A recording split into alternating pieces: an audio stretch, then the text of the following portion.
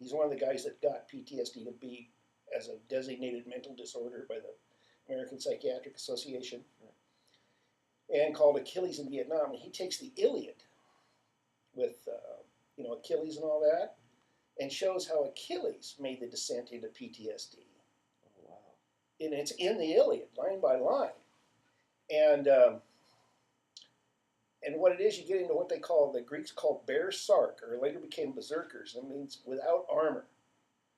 And then when a warrior reaches a certain point, they quit wearing armor. And Achilles went nuts, and he would go into battle just wearing a loincloth and carrying a spear. And I'm going across this top of this hill, no helmet, no flak jacket, no body armor, just boots, pants, and a soft hat, a weapon and ammo. Yeah. And I felt powerful. I felt I was totally in my element and where I belonged. Wow, that's yeah, you get nuts. Yeah, that's really nuts. Just can't relate myself to anything like that. I can't now. Yeah, it's pretty crazy. What was your job in Vietnam? I was supposed to be an electrician, and to some extent I was. Now, where I was out on that hill in the spring of first half of '68,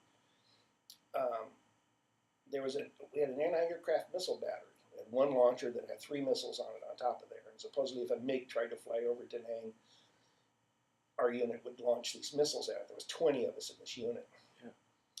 But being the Marine Corps' motto is everyone's a rifleman first. So I had these diesel-powered generators to power the equipment for the missile launcher, that's radar and stuff. So I would do that during the day and keep those up and running. And then at night, grab my weapon and go out on the perimeter around that hill. And almost all the action took place at night. Sometimes I go 2 or 3 days and get maybe 3 hours of sleep. Wow, that's crazy.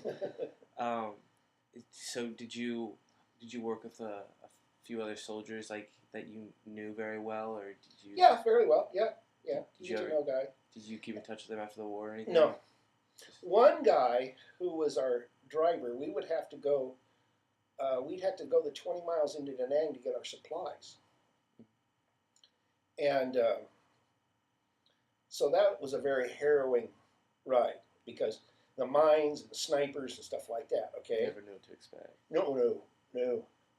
And then he would also have to take, George would have to take our, we had a water tank on wheels, a 2-wheel trailer, holds about 250 gallons of water, I think. Well, he'd have to take it down to the bottom of the hill where some grunts held this one area, and there was a bridge went across a little river there. And then he would have to, and they had a gasoline-powered pump. So then he would throw the end of the pump, the hose was about that big, it had like kind of like big holes in it, so nothing, that was too big to go through the holes, but a little bit smaller than that it would go through the holes, okay? Anyway, so, and what he didn't tell us was, there was this kind of like little inlet thing there on the side of the river, like a little tiny mini bay or whatever. Well, the bodies that would come down the river would get caught up in there. So he and the grunts, they would take in C4 explosive and throw it out there and blow up the bodies. And then he'd throw in the end of the pump and pump it in. And I was always bugging him about what the crunchy bits were in the water. Oh. And in 1992 or something, he finally sent me a letter and let me know what those crunchy bits were. And I wrote him back, goes, George, I could have gone the rest of my life and not known that and been perfectly happy. What was it? What were the crunchy bits? People. Just bones and... Yeah. Oh, wow. That's pretty messed up. So, yeah, I got to know him. I still have a thing I remember every now and then. There was a night, we had several nights where intelligence called us up and told us that, radioed us and told us that they knew that there was a tremendous amount of enemy activity all around us. And they expected us to get a huge attack, and there was no aircraft or artillery or anything, assets to help us out. We were on our own. Heaviest armament we had was a machine gun. And it was one of those nights, and I had a new guy, and I would sometimes get assigned a new guy, because I was nuts and scared a lot of people. They didn't want to be with me. they knew I would keep the new guys alive till they learned enough to stay alive. And I thought we were supposedly about to get hit. So I forced him down a hole and gave him 2 grenades. And he had a .45 caliber pistol. And I told him when I gave him the word to pull the pins on the grenades and just toss them as hard as he could up over his head, but stay down. And I would stay up and fire and engage the enemy. I said, but if they're coming over us, and I had a really hard time trying to convince him, and what I was really trying to convince him, yelling at him, that he had to shoot himself. Because you cannot be taken alive. Because we had 2 guys that had been captured there, the 7th Marines. And what they did when they captured one of our guys, Marines, grunts, they would tie him to trees and torture him by cutting them all up, and then they would castrate him and then let him go. And they found one guy bled out. He got within about a quarter of a mile of us before he bled out and died. The other one got within like about 30, 50 yards before he bled out and died. Wow. So you could not be taken alive. Yeah. So we were nuts, and that's the way we held it, because we just, like, anything went any weird, Yeah. we destroyed everything within a quarter of a mile of us. Wow. Wow, that's pretty amazing. It's intense, yeah. How did the local Vietnamese people treat soldiers and? Well, like you would treat anybody that showed up on your doorstep, and there's half a dozen of them, and they're all armed to the teeth. You're really nice. Really? Yeah. So was there ever any problems with them, or? No, they're all scared to death. Did you ever think they knew about some Viet Cong in the area? Oh, sure. But they Because just see, then at night, the NVA or the Viet Cong would come through their villages. Yeah. And take their food, and sometimes the young men, and just brutalize the hell out of them. And so were the Vietnamese people sometimes more supportive towards the United States Marines, or were they just kind of split in the middle? They were just in the middle. We had what was called CAP units, which were civil action platoons. And it was kind of funny because CAP units, they had a casualty rate of like 40%, hugely high casualty rate. Mm-hmm. Yet everybody kept volunteering for them. And what they would do is they'd take 4 or 5 guys, put them in a village, and then arm the village, and then these Marines would turn them into their own self-defense force and help them build fortifications and everything so they could hold the village and keep out anybody coming along at night and try to steal all their stuff and everything. Then it would also help, like, dig wells, put up a school, whatever like that. And the North Vietnamese in particular just hated them. And a friend of mine who lives here in Portland, he got the Bronze Star. He was in one, and one of the kids that was on their perimeter, he was sleeping in one hut, came and woke him up and said the NVA were hit and we're about to hit. He grabbed his machine gun, went out and jumped in a hole about waist deep. First thing the NVA did was launch rocket-propelled grenades, which hit the huts that had the other Marines and killed them.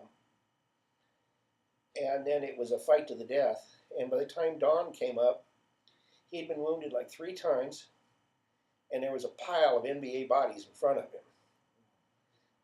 That's wow. Yeah, he was really messed up in the head.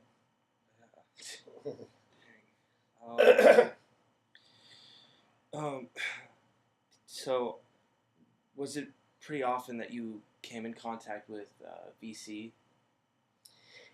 Yeah, I mean, you'd like, any war or anything like that, it's 90% of the time there's no action.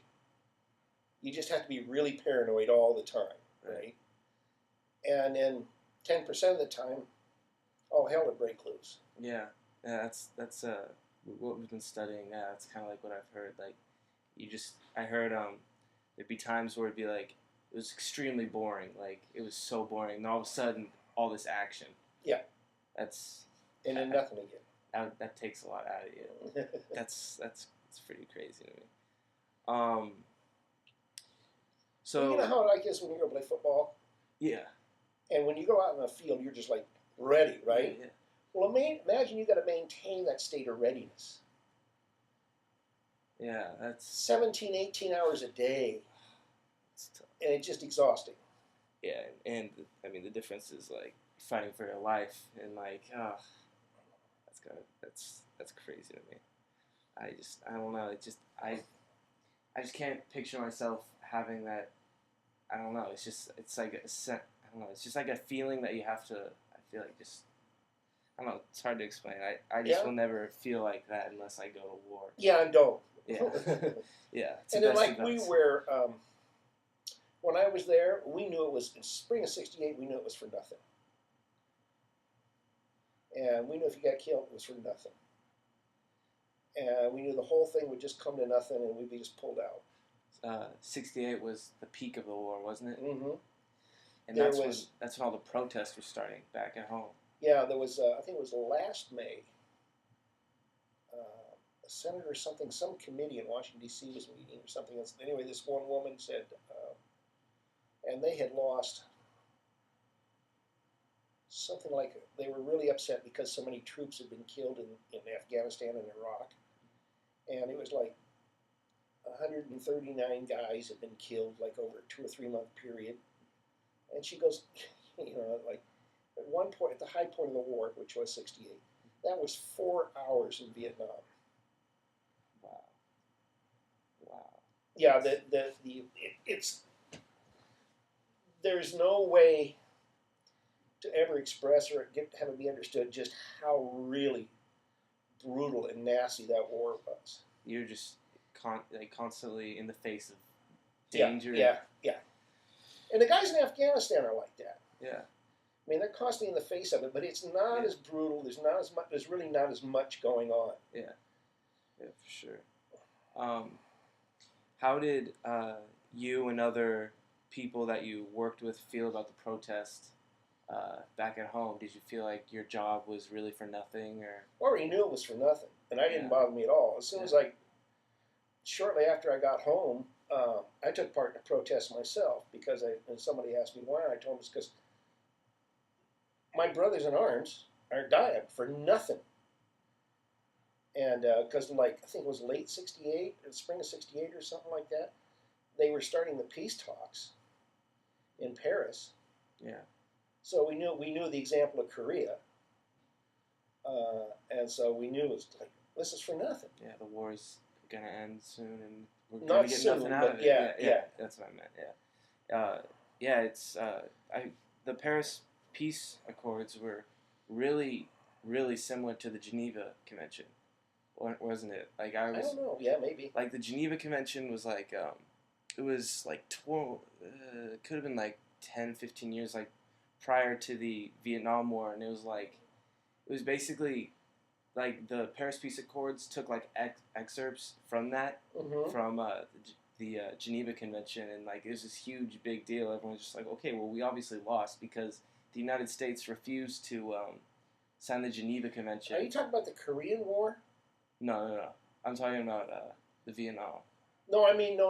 Are you talking about the talks at the end of the Korean War? It could have been, but it was the Geneva Because the Convention. Geneva Convention is the agreement of how everybody agrees to how war is going to be fought. Yeah, and like using gas is illegal, things like that. Oh, that's the Geneva Convention? Yeah. I think I'm thinking of something completely different. What I think you're thinking of is at the end of the Korean War, it ended up being the same thing. Oh. There was this big, they talked and went back and forth, and the North Koreans were just being total assholes, and And meanwhile, people are dying like crazy, and they didn't really care. Wow. Let's see.